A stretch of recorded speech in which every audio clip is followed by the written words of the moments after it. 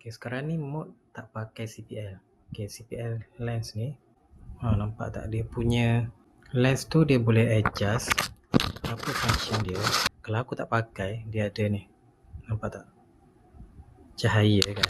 Bila kita pakai, dia punya balance tone tu sekata. Tapi benda ni dia boleh pusing-pusing lah.